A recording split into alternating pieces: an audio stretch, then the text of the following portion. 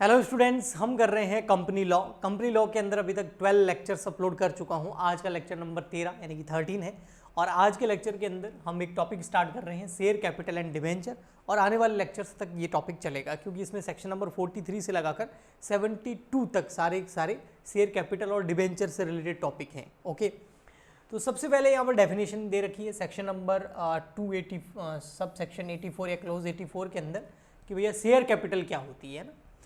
So share as a share in the share capital of a company including stock। Share का मतलब share से है और share capital के अंदर कंपनी के स्टॉक भी इंक्लूड होते हैं।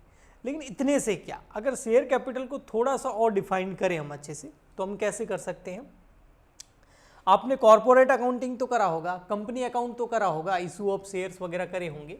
उसमें कोई भी कंपनी के जो शेयर्स होते हैं वो इस तरीके से दे रखे होते हैं, जैसे इक्विटी शेयर, तो नंबर दे रखे होते हैं भाई 1 lakh equity share for example के लिए, और इसकी फेस वैल्यू है, मान लेते हैं इसकी 10 रुपीज़ पर शेयर।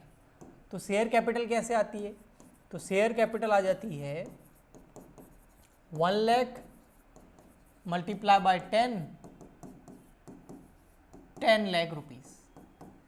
तो ये जो 1 लाख आपको यहां दे रखे हैं ये क्या है, ये है number of shares, number of equity share, ठीक है, या प्रेफरेंस शेयर्स जो भी हो सकते हैं। फेस वैल्यू पर शेयर कितने का है, और शेयर कैपिटल कैसे आ जाती है, जब नंबर ऑफ शेयर को हम फेस वैल्यू से मल्टीप्लाई कर देते हैं तो ये शेयर कैपिटल है। ओके, हम इसको इस तरीके से लिखते हैं ना, 1 लाख इक्विटी शेयर ऐसे लिखते थे @ 10 rupees each equal to 10 lakh rupees, ये आ गई शेयर कैपिटल। तो कहने का मतलब ये है कि शेयर कैपिटल का मतलब वही है जिसके हम न्यूमेरिकल क्वेश्चन सॉल्व करते थे, application, allotment, first call, final call वगैरह मंगाते थे 12th के अंदर, है ना, क्लास 12th के अंदर करा होगा आपने ये। ओके, और कॉर्पोरेट अकाउंटिंग अगर आपके हैं तो उसमें भी हम ये करते हैं, ठीक। तो वही चीज़ है, कुछ मतलब और नहीं है, शेयर कैपिटल वही है, बट उससे रिलेटेड हमें कुछ चीज़ें सीखनी है। एक्चुअल में शेयर्स 2 तरीके के होते हैं, आपको पता है, एक होते हैं इक्विटी शेयर और एक होते हैं प्रीफरेंस शेयर। अब इक्विटी शेयर से equity share capital, equity share holder जो होते हैं वो कंपनी में जो पैसा लगाते हैं उसको हम इक्विटी शेयर कैपिटल बोलते हैं, और जो प्रेफरेंस शेयर होल्डर कंपनी में पैसा लगाते हैं उसको हम प्रेफरेंस शेयर कैपिटल बोलते हैं। ओके, दोनों होते हैं शेयर होल्डर है।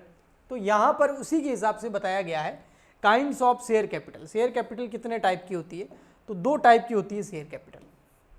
एक होती है आपकी इक्विटी शेयर कैपिटल, ये रही यहाँ पर इक्विटी शेयर कैपिटल, और एक होती है आपकी प्रेफरेंस शेयर कैपिटल।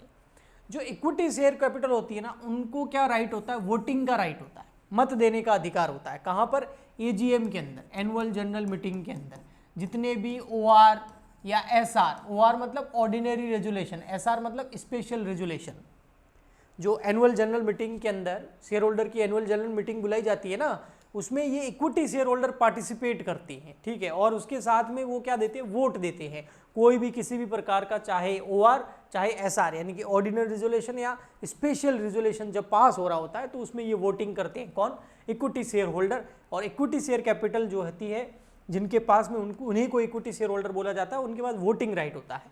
और इसके अलावा कई बार क्या होता है, एक डिफरेंशियल राइट भी होता है। इसके आगे मैं डिफरेंशियल राइट को आगे अच्छे से समझाने वाला हूं। डिफरेंशियल राइट में क्या होता है, वैसे वोट का जो राइट होता है वो कोई भी शेयर होल्डर को कितना होगा, जैसे मेरे पास अगर किसी कंपनी के 1 शेयर है तो मैं कितने वोट दे सकता हूं, 1। अगर मेरे पास किसी कंपनी के 10 शेयर है तो मैं 10 वोट दे सकता हूं। आपके पास किसी कंपनी के 1000 शेयर्स है तो आप 1000 वोट दे सकते हैं, ऐसा ही होता है। बट डिफरेंशियल राइट में क्या होता है, जितने शेयर होते हैं उससे ज़्यादा भी आप वोट दे सकते हैं। तो ये जो इक्विटी शेयर कैपिटल जिनके पास में होती है वे शेयर होल्डर को वोटिंग राइट नॉर्मल तो होता ही है, और कई बार डिफरेंशियल राइट भी होता है, ज़्यादा वोट देने का भी अधिकार होता है। लेकिन ऐसा कब होता है वो हम आगे पढ़ेंगे। प्रेफरेंस शेयर कैपिटल जो होती है उनके पास प्रेफरेंशियल, है ना, नाम ही है प्रेफरेंस, तो इनके पास प्रेफरेंस होती है, प्राथमिकता होती है। किस चीज़ की, प्रेफरेंशियल राइट होता है 2 चीज़ों का, एक इक्विटी से पहले इनको डिविडेंड मिलेगा, और अगर कंपनी का वाइंडिंग अप हो रहा होगा तो इक्विटी शेयर होल्डर को रीपेमेंट करने से पहले प्रेफरेंस शेयर होल्डर को रीपेमेंट किया जाएगा। तो इनको प्रिफरेंस होता है दो चीज़ों का, एक पेमेंट ऑफ डिविडेंड का इक्विटी से पहले, और अगर वाइंडिंग अप हो रहा हो तो पैसा वापस जब रीपेमेंट करेंगे तो इक्विटी से पहले इनको किया जाता है, तो इनको प्रिफरेंस होता है। ओके ठीक, चलिए जी आगे बढ़ते हैं और डिफरेंशियल राइट के बारे में समझते हैं थोड़ा। Equity share with differential right. Differential right का मतलब मैंने जैसे बताया ना आपको, डिफरेंशियल राइट में वही है तो इक्विटी शेयर, बस इनको क्या होता है, राइट जो होता है ना, वोट देने का राइट हो गया या डिविडेंड लेने का जो अधिकार हो गया, वो थोड़ा ज़्यादा होता है, या तो ज़्यादा या कम भी हो सकता है, ज़रूरी नहीं ज़्यादा हो, लेकिन अधिकतर केस में ज़्यादा होता है जो नॉर्मल होना चाहिए। जैसे एक वोट, एक शेयर पर एक वोट दे सकते हैं, लेकिन यहाँ पर अगर डिफरेंशियल राइट ले रखा है तो हो सकता है ज़्यादा भी वोट दे सकते हैं वो। लेकिन डिफरेंशियल राइट के ऊपर क्या रूल्स एंड रेगुलेशन है, तो इसमें रूल नंबर 4 है किसका, कंपनीज रूल्स 2014, कंपनी रूल्स 2014, जैसे पास रूल भी थे, हमने पिछले लेक्चर में पढ़ा था, है ना, प्रोस्पेक्टस एंड अलॉटमेंट रूल्स, है ना।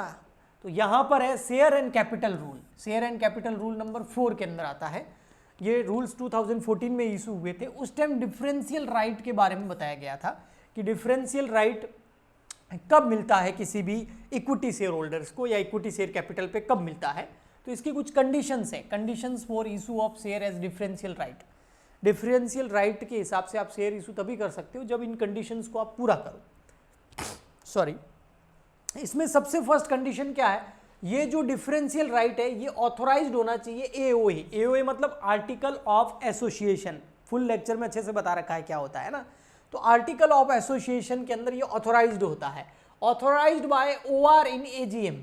जो शेयर होल्डर है उन्होंने एजीएम के अंदर, एनुअल जनरल मीटिंग के अंदर ऑर्डिनरी रेजोल्यूशन इसके ऊपर पास करवा दिया हो कि हम डिफरेंशियल राइट दे रहे हैं इक्विटी शेयर कैपिटल पर। Okay, voting power not exceed 74%, overall voting जो है वो 74% से ज़्यादा नहीं होनी चाहिए total. No defaulting in filing financial statement and annual report. Company को हर साल आरओसी के पास में फाइनेंशियल रिपोर्ट, एनुअल रिपोर्ट और फाइनेंशियल स्टेटमेंट फाइल करने होते हैं रजिस्ट्रार ऑफ कंपनीज के पास में, ठीक है। तो उसने 3 साल में बराबर फाइल किए हो, किसी प्रकार का कोई डिफॉल्ट उसमें ना किया हो। Non defaulting in payment of dividend, जो डिविडेंड डिक्लेयर हो गया हो उसके पेमेंट में भी कंपनी ने किसी प्रकार का डिफॉल्ट नहीं किया हो। Okay, company has not penalised by court, किसी भी प्रकार के ट्रिब्यूनल या कोर्ट ने कंपनी को कोई पेनलाइज नहीं किया हो, है ना। ओके, तो ये जब कंडीशन सेटिस्फाइड हो जाती है तो फिर आप डिफरेंशियल राइट दे सकते हैं। ओके, कंटेंट ऑफ एक्सप्लेनरी स्टेटमेंट, इसके अलावा आपको एक एक्सप्लेनरी स्टेटमेंट इशू करना पड़ेगा, उसके अंदर बताना पड़ेगा कि कितने शेयर होल्डर्स को आप डिफरेंशियल राइट दे रहे हो, उसकी क्वांटिटी क्या है।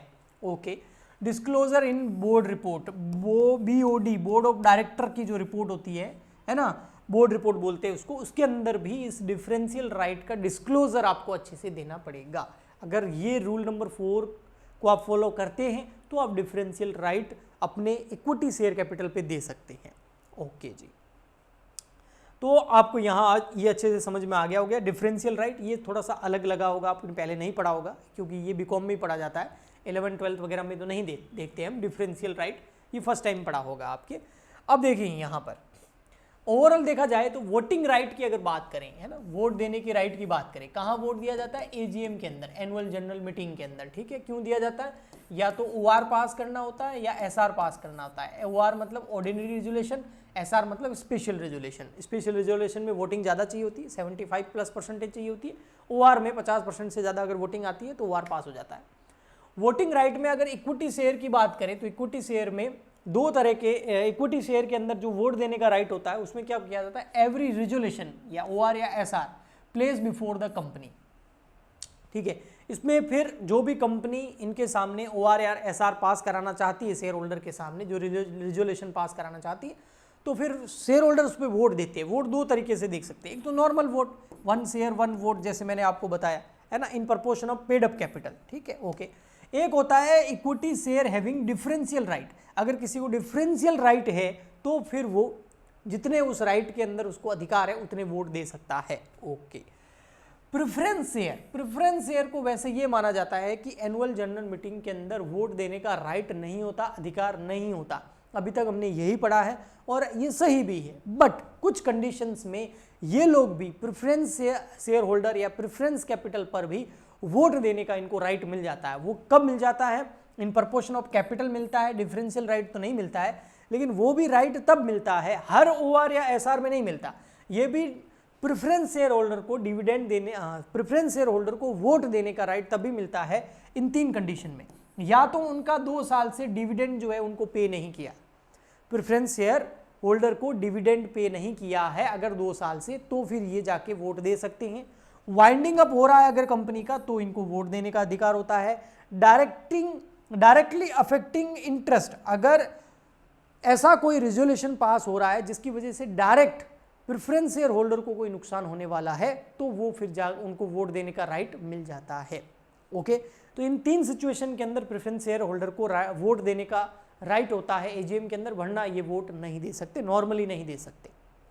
ओके, तो आई होप आपको इक्विटी शेयर कैपिटल या फिर प्रेफरेंस शेयर कैपिटल से रिलेटेड जो भी प्रोविजंस थे, जो इनके वोटिंग राइट्स है और डिफरेंशियल राइट जो मेन है, ये आपको समझ में आया होगा। हम लेक्चर नंबर 14 में इस चैप्टर को, इसी कॉन्सेप्ट को और आगे कंटिन्यू करेंगे। आज के लिए इतना ही। अगर अच्छा लगा है तो प्लीज़ लाइक शेयर सब्सक्राइब करें, कमेंट करें। मिलते हैं नेक्स्ट वीडियो में। Good bye, thank you.